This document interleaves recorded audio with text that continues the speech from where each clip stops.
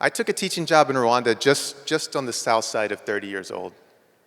And the question that came up then and now is why would you take a job as a teacher in Rwanda?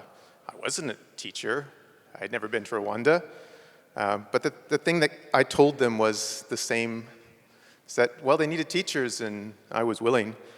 And so I was living in DC at the time. I went down the road to a bookstore, and for those of you under the age of 35, a bookstore is sort of like Amazon, but in human form. If you're under the age of 25, a book is like an iPad made out of paper, okay? And so I went to the bookstore, and I got the only guidebook I could find on Rwanda. It was called The Rough Guide to Rwanda.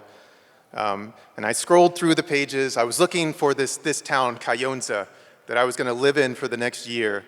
And I found it, and it had one line. It said, "A scruffy little settlement."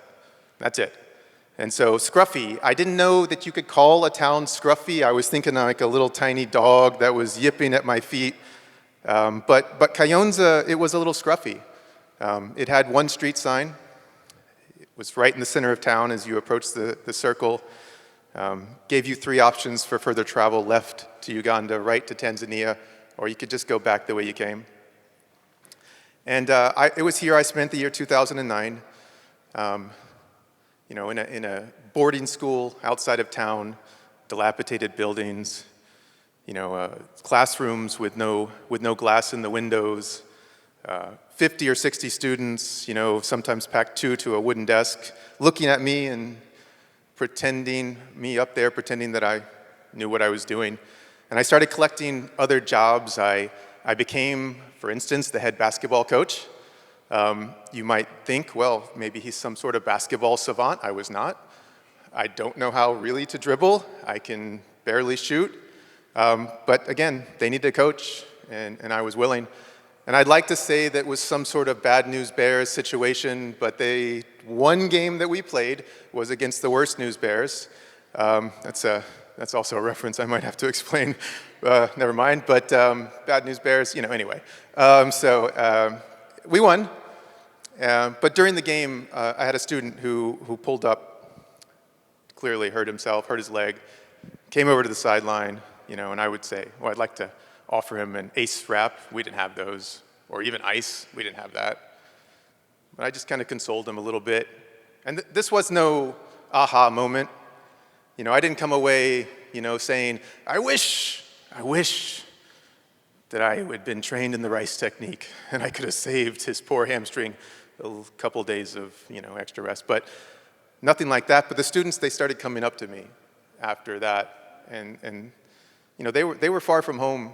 They were spread out, many of them the children of refugees. Their parents had fought, to stop the genocide. So they would come up to me with a sniffle or a fever or whatever. And there was one doctor in town, a family doctor, kind of guy who could do everything. The insurance scheme didn't work. He charged a couple of bucks, not much for me, but a lot for them. So I would serve as a kind of triage, and I would eventually start bringing these students to the doc.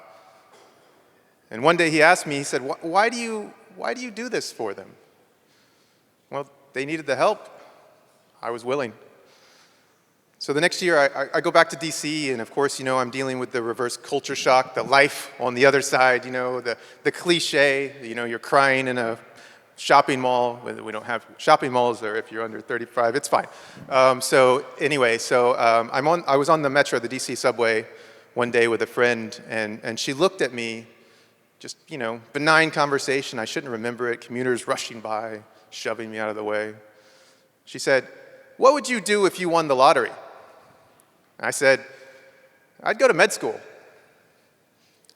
She kind of furrowed up her brow and said, you don't have to win the lottery to go to med school.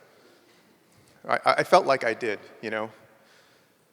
I was kind of fast forwarding to a scene like, at the end of Raiders of the Lost Ark, the crates piled to the high, the ceiling at the end there. That's where I would find my transcript. By the way, Raiders of the Lost Ark, if you're under 35, is a Indiana Jones movie, Before They Sucked. And if you're under 25, a movie is like a long TikTok, really long. So like 2 hours. So this metaphorical crate, I pry open and I find my transcript, dusty, blow it off, dust flying everywhere, scroll down, major, history, minor, French, one science class, astronomy, not a big help. But I went back and I did it all, this time on the north side of 30. All the courses, all the loans, all the debt, all the time, giving up my career, my life. And then eventually, 33 years and 361 days old, I was in my first class in medical school, 160 of my closest friends. And, I wasn't the oldest, by the way, third oldest, for those scoring at home, which is a baseball reference, which I won't explain. But I sat there and I tried to use that extra decade of my experience, to volunteer for things, to build things, to kind of be the person who stepped up to be a leader. And the easy part, though, for me was that I never doubted the type of physician I wanted to be. I wanted to be the family doctor, like that one in the scruffy little settlement, the one who could do everything, and for me, the one who was always, always, always willing. So thank you very much.